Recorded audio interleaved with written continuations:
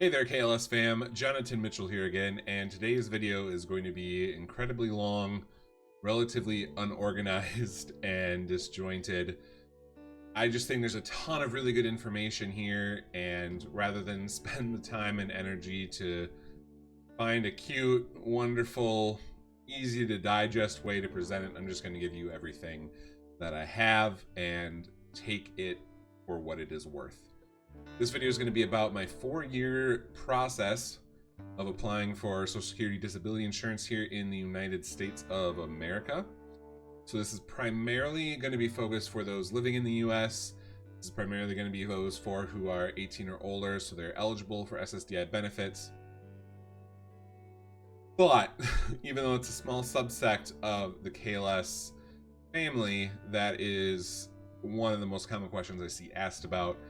I did not find much help and assistance when I was going through the process. So this is a really, really important video that I wish I had 4 years ago. What this information will do for you, it's not going to guarantee that you're going to get benefits. It will primarily make the process a little easier. It'll give you an idea of what to expect, which I think is really important. And yeah, just general advice that I found going throughout the process. So I wanted to share my experience with you so you had an idea if this is a process and journey that you're planning on going on. You have some idea of what you should be expecting. So, a little bit of background before we get started. It was in late 2015 that my wife and I decided to make the step to apply for SSDI. Up until that point, I had been dealing with KLS since early 2010. I've been spending the last 5 years, 6 years, trying to work, trying to finish school. The process that I was in was, I need money so I can finish school. So I'm gonna get jobs when I can be awake to try and save money so that I can finish school. And then once I finish school, then I'll be able to graduate and get higher paying jobs, even if they're only temporary ones because of KLS not allowing me to work.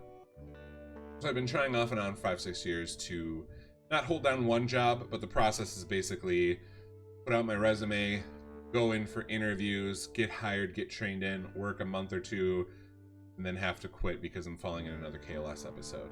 Very painful, tiring, awful process. I never worked anywhere long enough to qualify for like benefits like family leave, FMLA benefits, or anything like that.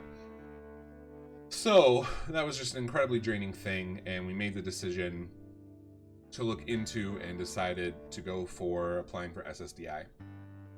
This decision was not a light one for me. I really struggled with the idea of it, the concept that my existence in this world is going to be sitting at home and collecting a paycheck from the government to exist, and I felt horrible, like I wasn't going to be contributing anything to society. But my family came first, and I wasn't able to contribute anything to my family, so that's why I was able to eventually come to this decision. But I'm not going to lie, just applying and coming to grips with that really sent me in a really depressive tailspin. It was a very, very tough time for me. I felt like I was giving up and I was letting KLS win. Now I know that, yes, of course, KLS does eventually go away, but who knows when that will be. I can't plan on my life starting when KLS ends. I need to have a life now. And so it was just a really, really terrible time for me. Luckily, therapy was a big help, and I've gotten a lot more comfortable with the idea and dealing with accepting that I have my disability. These things like Social Security, these benefits, they exist in place for people like me, for people like us, KLSers. Even though KLS is incredibly misunderstood and unknown about, it is a debilitating disease. It is a debilitating disability, and we should not be expected to get through life in the same way that the rest of the population should. And that is a really tough hurdle and it's a really tough pill for me to swallow, that that's kind of like where I'm at. But at the same time, it was with the help of therapy, it really got me to the point of accepting that and understanding that. And instead of feeling like life was so hard and I had all these obstacles, like, whoa, like, I'm supposed to be getting help here. I'm supposed to have help because it wasn't my choice to have KLS. I had no choice in the matter. And that's what SSDI is for. So the first step really was going around and calling a lot of different law firms that focused and specialized in SSDI. And a lot of the feedback we got was that they did not want to deal with us until after we got denied a couple times. And then it was time to schedule like a hearing, and then that's when they wanted to get involved. I believe the logic there that our eventual attorney told us is these places are effectively SSDI mills, if you will. So they don't want to take on the hard cases, they want to take on the easy cases. They don't want to put in work when it's not going to amount to anything. So if it sounds like your case is easy, heads up, if you're applying for KLS, your case won't be easy. It sounds like your case is easy, sure, yeah, we'll help you apply. If it sounds like your case will be difficult, no, we're not going to put effort in to help you apply, but when you need an attorney to help you with the hearing standpoint, then that's when we'll start getting involved. That allows them to do the least amount of work and still get the same benefit. So when you're shopping around for an attorney, keep that in mind. You want to find somebody that is willing to work with you from day one. The way that SSDI works and finding an attorney is the attorney, should your case be successful, will get a cut, like a percentage of the back pay that is owed to you for SSDI. So for example, my onset of KLS was in 2010. So I should be eligible for benefits starting from that date. So when you first get approved for your Social Security benefits, you will get back pay for everything that was owed to you. Your attorney gets a percentage of that. And then all of your actual, from here on out, monthly benefits, your attorney doesn't get anything out of. So for me, I'm not looking for a big payday. I didn't really care about the back pay. I wasn't looking for a windfall. I'm just looking for a little bit of money every month to be able to help my family stay afloat. So the fact that I would be losing or spending a percentage of the back pay to be able to get it in the first place was no big deal to me at all. Did not factor into my decision at all. You don't have to pay any money up front, and you're only owing if you win your case. So keep that in mind as well. It's effectively, I shouldn't say free, but it is of no out-of-pocket cost to you to get an attorney to help you with this process. And I highly, highly, highly, highly, highly, highly recommend seeking an attorney from day one. You want help immediately, because this is a dog pile of crap to try and navigate through. So we eventually did find an attorney that wanted to work with us from day one. It took a little while, but we did find somebody, and we signed on to work with him in December of 2015. So the actual date was December 16th, 2015 is when the ball officially got rolling.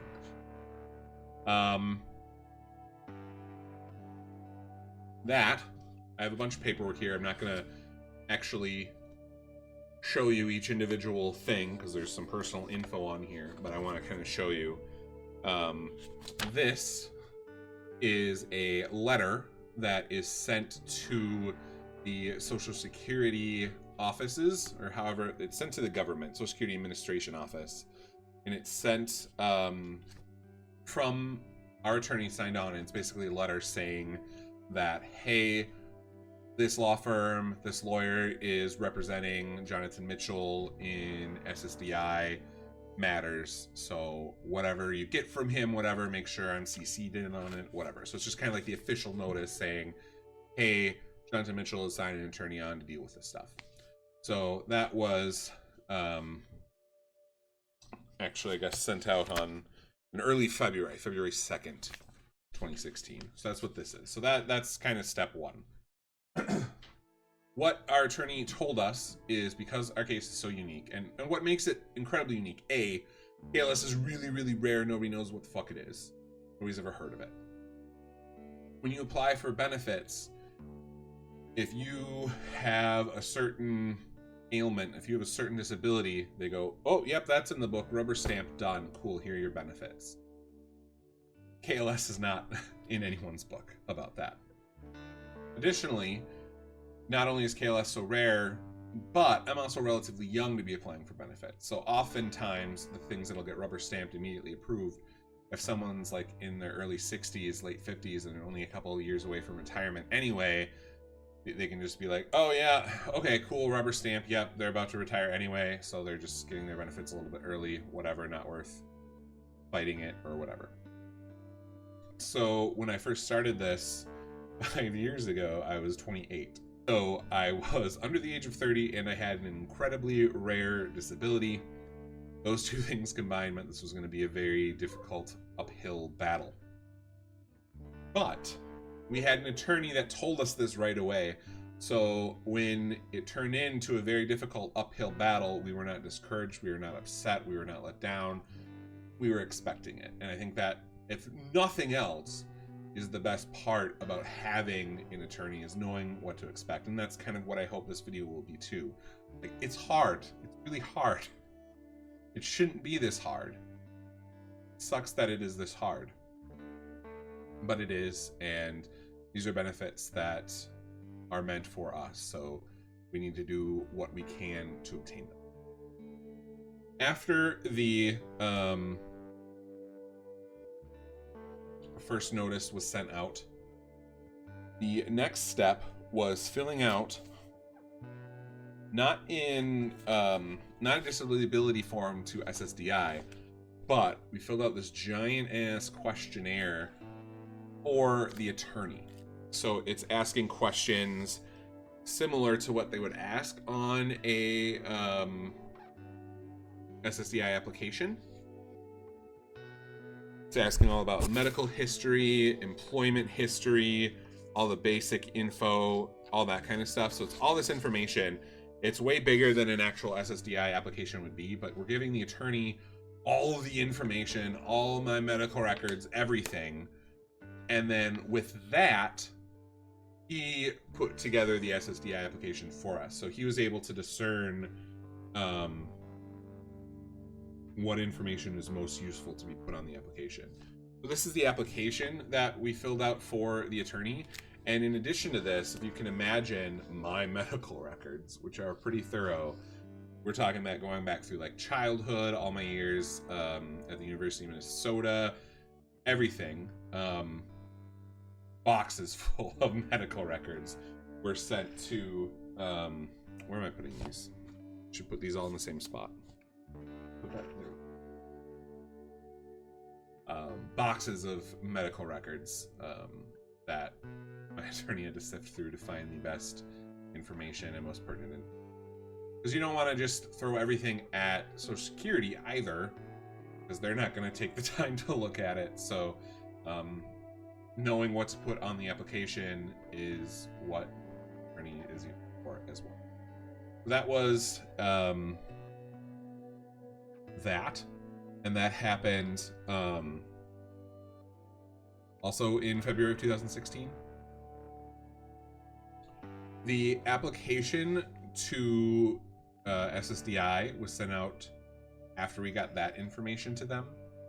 So he took that information, he sent the application into SSDI. In May of 2016, so 3 months after the initial application was sent out, we received a request for more information. They wanted us to fill out what was called a function report, and that's this giant stack of paperwork. This is additional info that your doctors are specifically filling out. Some of the questions on here are like, where do you live? Information about your illness. How does it limit your ability to work? And you'd think that this stuff would be on the application itself, which it was. But government is nothing if but redundant. information about daily activities. So this is kind of where it gets a little bit more interesting. So like, describe what you do from the time you wake up until going to bed. Do you take care of your pets or other animals? How does the illness affect your sleep, etc.? So it's asking these questions, like, instead of from like necessarily like a medical standpoint, it's asking questions like a real life, how does this affect you day to day kind of thing? Do you prepare your own meals? That kind of stuff. So we filled that out in May of 2016 and sent that in, and that went along with the first application. We're already about 6 months into the process here, and on June 17th of 2016, I got the first denial, which was expected to come, because according to our attorney, the way it works is some person in a cube somewhere looks over this info. If it's not obvious, meaning it's not in a rubber stamp book, or I'm not like 61, they're automatically going to deny you anyway. So it was very expected. Whereas I've seen a couple people post in like our KLS Facebook group saying, I got denied the first time, I'm freaking out, I don't know what to do. So that was an advantage I had in that this wasn't coming as like a blow. It was expected. It was just part of the process. So we got the first denial, which is this lovely piece of information. And that came, like I said, in June of 2016.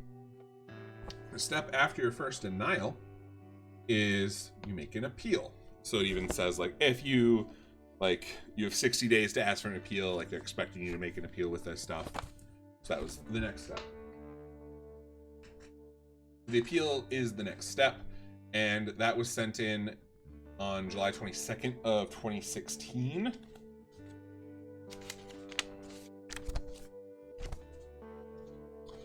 It basically looks a lot like the previous forms I filled in. It looks a lot like the functionality test, whatever. It's not, there wasn't really any new information that we had to obtain for this. It was just filling out a lot of similar looking forms and saying, I disagree with your decision. So that was late July of 2016. The second denial came a lot sooner than the first denial did. So instead of waiting a few months, this came within like 30 days. So we appealed late July of 2016. And the second denial came on August 26th of 2016. So this is also completely expected.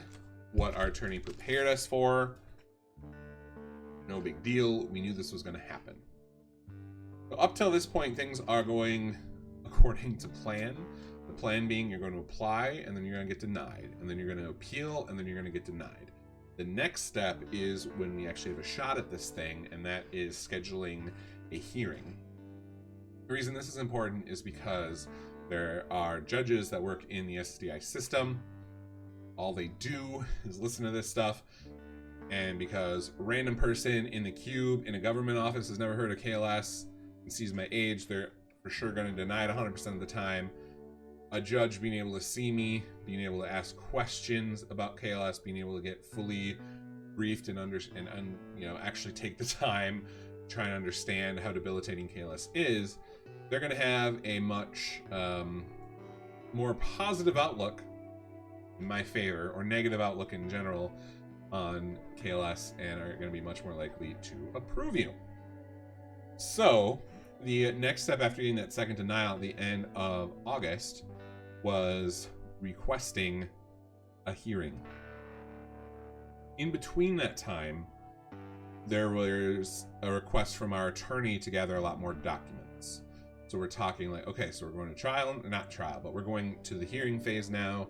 So get everything you can.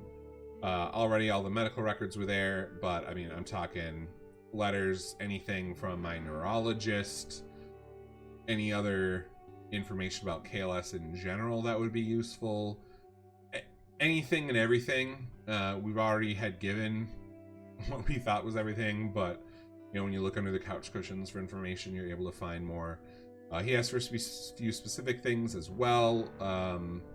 So just arming your attorney with as much information as possible, and then we put in for the hearing request.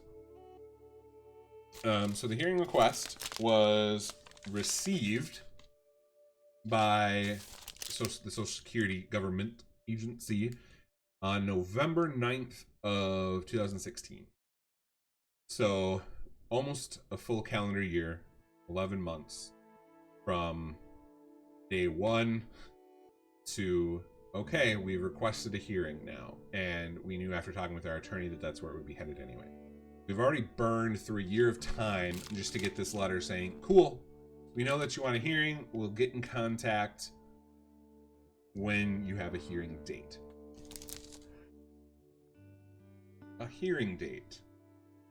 When we first met with our attorney in late 2015, at that time, hearings were taking a little over a year, like 380 or so days from date of request to date of when your actual hearing. Over the course of the year that we had been working on this, that number of days went up. That's how fucked our government is right now. That's how messed up the system is. That's how much of a backlog there is. It didn't help that during that time there was a government shutdown. Everything was working against us, and this is all time that I'm just sitting on my butt, still trying to work and make money any way I can, but knowing that Social Security is going to be, the only lifeline that I have.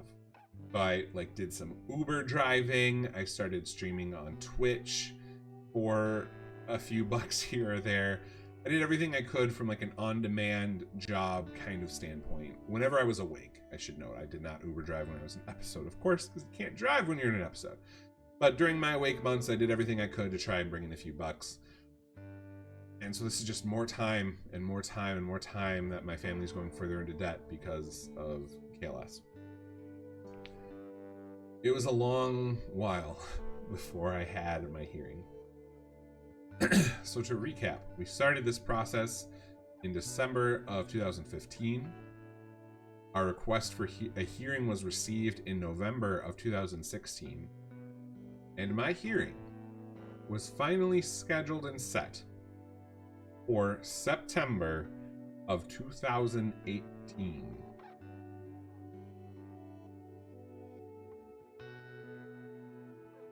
"22 months after we requested a hearing is when I was finally given a hearing. Nearly 3 years, 33 months after we started the process, is when we got to the point where we actually had a chance of getting me benefits.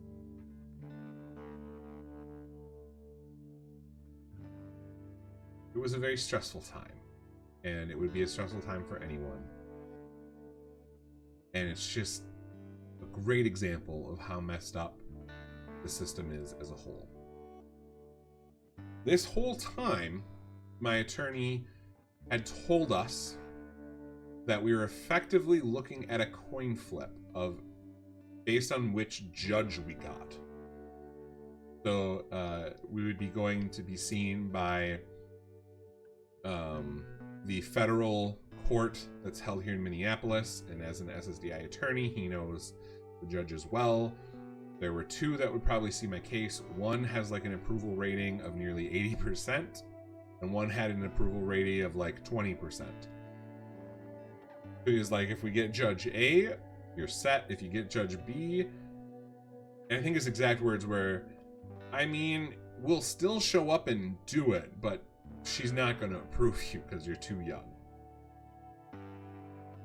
So I'm anxiously waiting 2 years to find out the result of my coin flip. Only to find out that instead of being seen by either of these judges that my attorney actually knows, the Minneapolis federal government courthouse was beginning to outsource cases to try and get through their backlog. So I was instead seen via telecom a judge based in Cleveland. So it's still a federal judge, it's still the same jurisdiction, so that's no big deal. But I would have been a lot more comfortable if we would have had someone that my attorney actually knew. that works in my benefit for sure, because he knows like what angles to take, if you will. So we were thrown for a loop that we were still going to the federal courthouse, but we were going into like a little conference room, and there was just a big giant TV on the screen, and there were a couple people in the room with us taking notes and all that kind of stuff. And it was just this judge on camera in Cleveland, Ohio. And I looked into her, and her approval rating was worse than the others. Her approval rating was at like 12%. So I kind of was not expecting a great chance. But at the same time, it was also like an unknown. So like, maybe there's a shot here. So I went and I did my hearing on September 7th of 2018. I was in episode during it, which actually works in my benefit, so the judge can see firsthand just how out of it I am. The downside is that I don't remember much of it at all. So what I can tell you is that my attorney said that it went really well. The judge seemed to understand, these are his words, the judge seemed to understand what was going on and was able to grasp the concept. The main thing we were trying to prove was that I could not work when in an episode, and because I'm in episode approximately half of the year, I am not able to meet the threshold of how many weeks somebody needs to be able to work to not qualify for benefits, if that makes sense. So we weren't arguing at all, saying that I was incapable of working while I wasn't in episode. That was nothing to do with it. I'll give you that. I want to work when I'm not in episode. And actually, my plan was when I'm not in episode, once you get approved for SSDI benefits, is you can turn them off. You can elect to be like, hey, this thing's fixed. I'm good to go. My plan, when I get approved, is to have the benefits come in when I'm in episode. And then when I wake up, I'll turn the benefits off and then go and work one way or another. This is when I was talking about getting a poker career started and all that kind of stuff. So I wasn't trying to take benefits when I didn't need them. The problem is with SSDI is once you're approved for life every month. And KLS doesn't necessarily fit that mold. It falls through a pretty big crack. That's why we're having so many problems in the first place. So the main thing we were trying to argue is like, when he's in episode, he can't work. He's asleep 20 hours a day. And as long as we are able to prove that he can't work when I'm in episode, and then I'm in episode approximately 6 months out of the year, there's obviously no way that I should be able to sustain myself. So the hearing went well.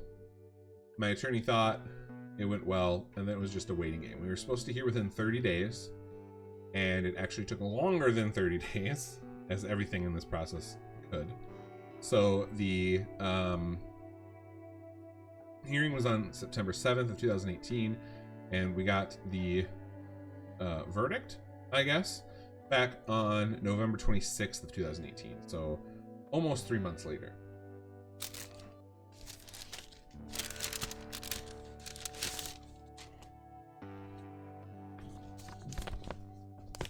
This is the verdict. It is very long, 11 pages, and I was denied.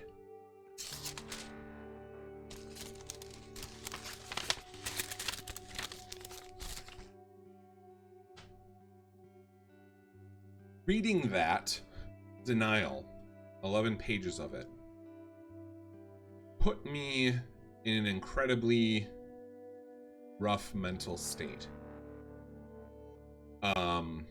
I'd been in therapy for years now, and my therapist was like, you need to go to hospital and check yourself in for suicide prevention.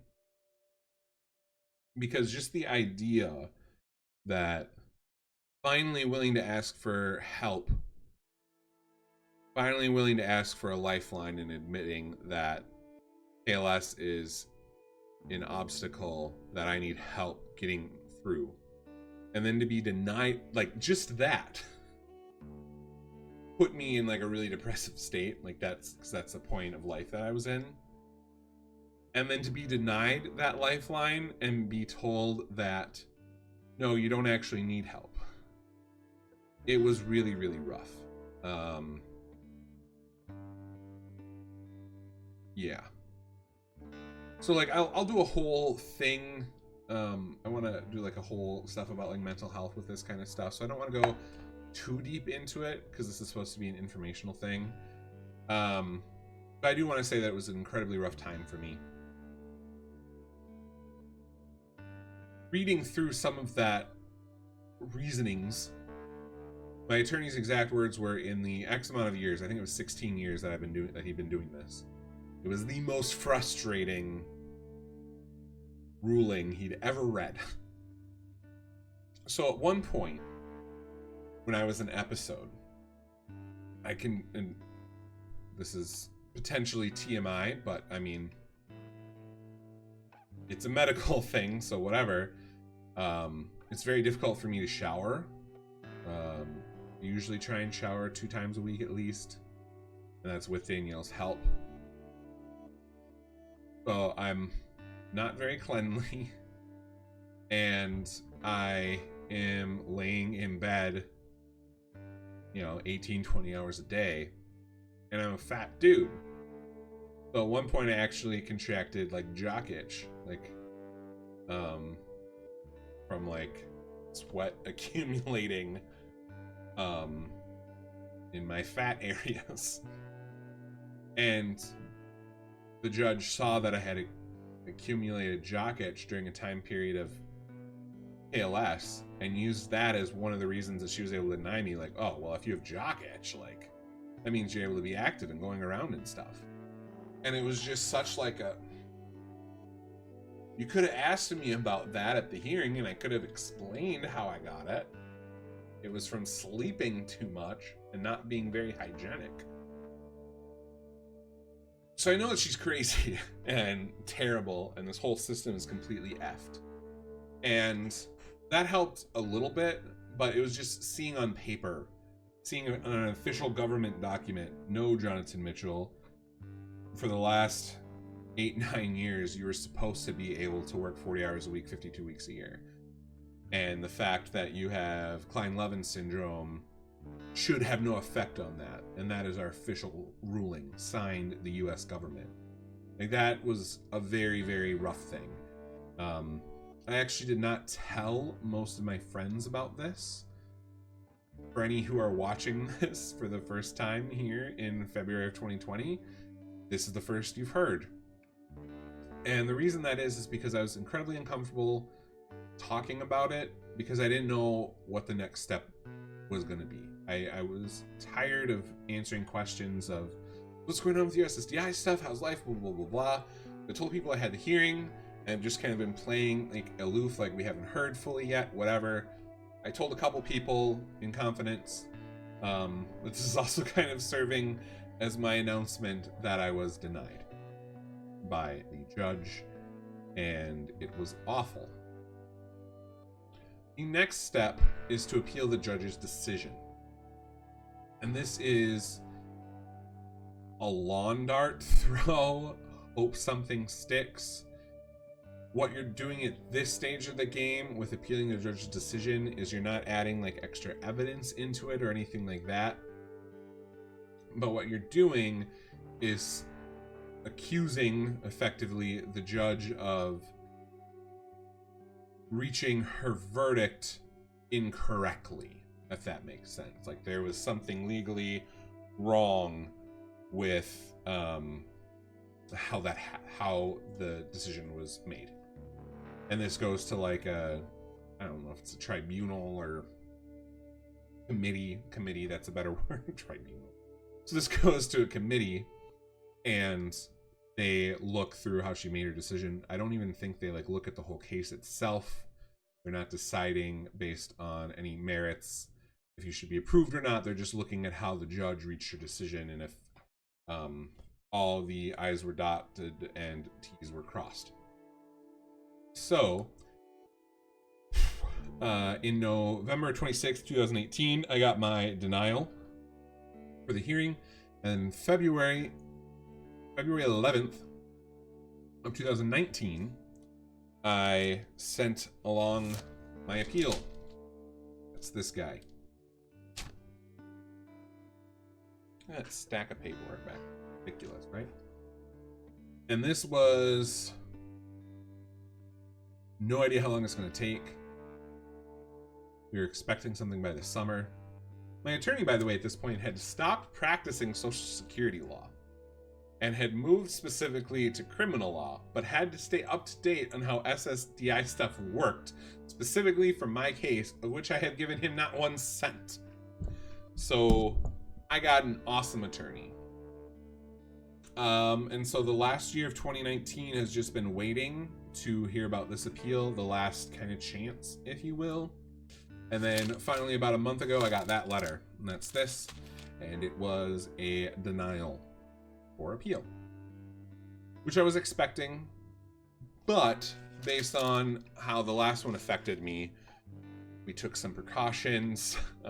We made sure that my mental health was where it had to be, but it really didn't like affect me super negatively, in big part because I was expecting it, in big part because I understood that it wasn't anything to do with KLS or my disability, or if I had a good case, it was just all the committee was doing was looking at how the judge reached her decision.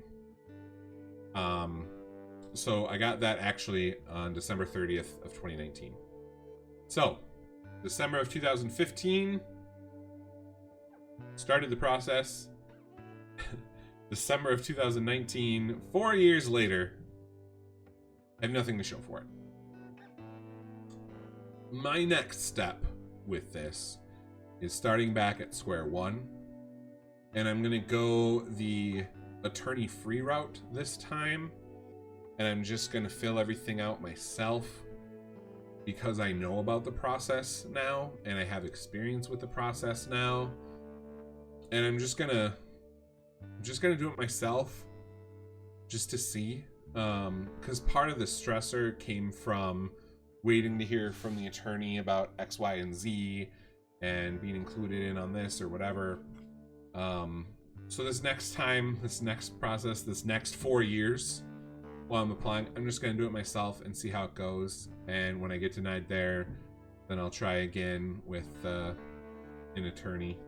Or hopefully 4 years from now, I'm not affected by KLS and can work a normal job and all that kind of stuff. But I don't want this to discourage anyone. I want you to keep your expectations in check.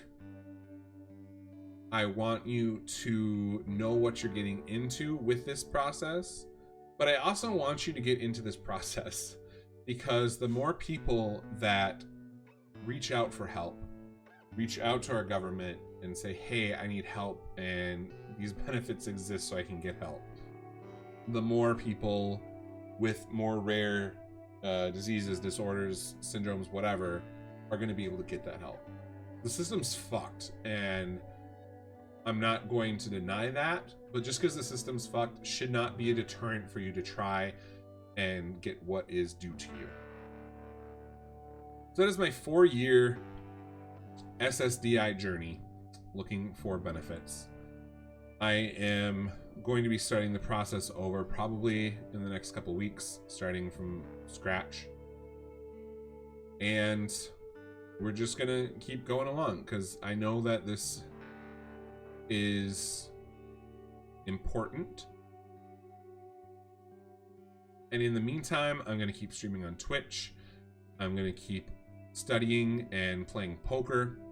going to do anything I can to bring some income in for my family, because that is incredibly important to me to contribute in some way. I'm also going to keep making these videos because there are so many KLSers out there that are in a similar spot than me, that are in a similar spot as me, and I want to help in any way I can. So thank you, anyone who watched this. If you have any questions about the process, please leave them in the comment section below, and I'll probably do a video going over all of the questions within the next month or so. To my friends watching this for the first time, I'm sorry for keeping you in the dark. It was undoubtedly the darkest time in my life. I got help. I'm doing better. And just because I might not have asked you for help doesn't mean that you didn't, just by being my friend and hanging out and helping me through, making me feel normal from time to time. So, thank you. Love you all. I hope this helped somebody out there. All my contact information is in the video description below. Until next time, do good, be well.